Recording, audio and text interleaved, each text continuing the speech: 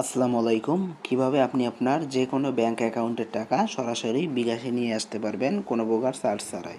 এই প্রসেসটাই খুব সহজে কিন্তু আমি আপনাদের আজকে শিখিয়ে দিব। তো চলুন প্রসেসটা শেখা যাক। তো ব্যাংক অ্যাকাউন্টের টাকা আপনি যদি বিকাশে নিয়ে আসতে চান তাহলে আপনি প্রথমে বিকাশে চলে আসবেন।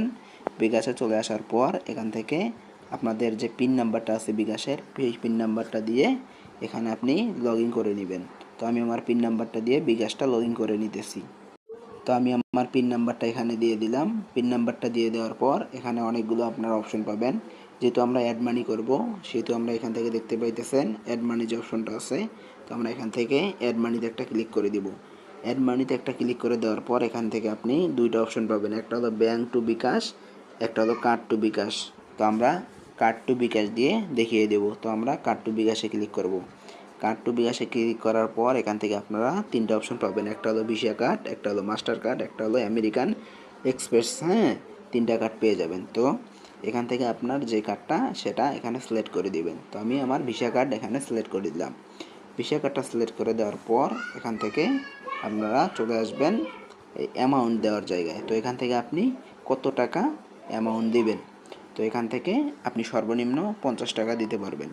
তো এখান থেকে আমি 50 টাকা দিলাম। দেওয়ার পর এখান থেকে এগিয়ে জানে ক্লিক করলাম। এগিয়ে জানে ক্লিক করে দেওয়ার পর এখান থেকে দেখতে পাইতেছেন কার্ডের কিছু তথ্য দিতে হবে। এখান থেকে কার্ড নাম্বার, আপনার 15 বা 16 ডিজিটের যে কার্ড নাম্বারটা আছে সেটা এখানে দিবেন।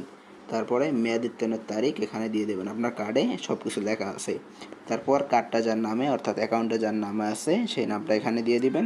তারপর কার্ডের পিছনে আপনার 3 সংখ্যার একটা নাম্বার দেওয়া আছে, ওই নাম্বারটা এখানে আপনি দিয়ে দিবেন। তো আমি আমার তথ্যগুলো সবগুলো দিয়ে আমি আবার ফিরে আসতেছি। তো দেখতেই পাইতেছেন আমাদের সব তথ্য দেওয়া শেষ। তারপর এখান থেকে আমরা এগিয়ে জানে ক্লিক করে দিব। এগিয়ে জানে ক্লিক করে দেওয়ার পর এখান থেকে দেখতে পাইতেছেন আমাদের কার্ডের টাকাটা কিন্তু বিকাশে চলে আসবে। তো এখানে আর একটা 2 স্টেপ ভেরিফিকেশন হবে, সেটা হলো আপনার যে নাম্বারটা আছে সেই নাম্বারে একটা কোড যাবে, অর্থাৎ আপনি ব্যাংক অ্যাকাউন্ট যে নাম্বার দিয়ে খুলেছেন সেই নাম্বারে একটা কোড আসবে, সেই কোডটা এখানে বসিয়ে দিতে হবে। দেখতে পাইতেছেন অলরেডি আমার কোডটা চলে এসেছে। তো আমি আমার এই কোডটা এখানে সুন্দর করে বসিয়ে দিব। তো এখান থেকে আমি আমার কোডটা বসিয়ে দিলাম। দেওয়ার পর এখান থেকে আমরা সাবমিট যে অপশনটা আছে এখানে একটা ক্লিক করে দিব। সরি, আমার কোডটা একটু ভুল হয়েছে, আমি আরেকবার দেখি। তো এখান থেকে আমি আমার ওটিপিটা দিয়ে দিলাম, দিয়ে সাবমিটে ক্লিক করার সাথে সাথেই দেখতেই পাইতেছেন আমাদের ট্রানজ্যাকশনটা কিন্তু সফল হয়ে গিয়েছে এবং উপরে মেসেজ চলে এসেছে। এখানে দেখতেই পাইতেছেন আপনার কার্ড টু বিকাশ সফল হয়েছে। হ্যাঁ, এখান থেকে দেখতে পাইতেছেন অ্যামাউন্ট এবং এখান থেকে ট্রানজ্যাকশন আইডি সব কিছু কিন্তু দেওয়া রয়েছে। তো এভাবেই কিন্তু আপনার যে কোনো কার্ডের টাকা বা ব্যাংকের টাকা আপনি আপনার বিকাশে নিয়ে আসতে পারবেন কোনো প্রকার চার্জ ছাড়াই।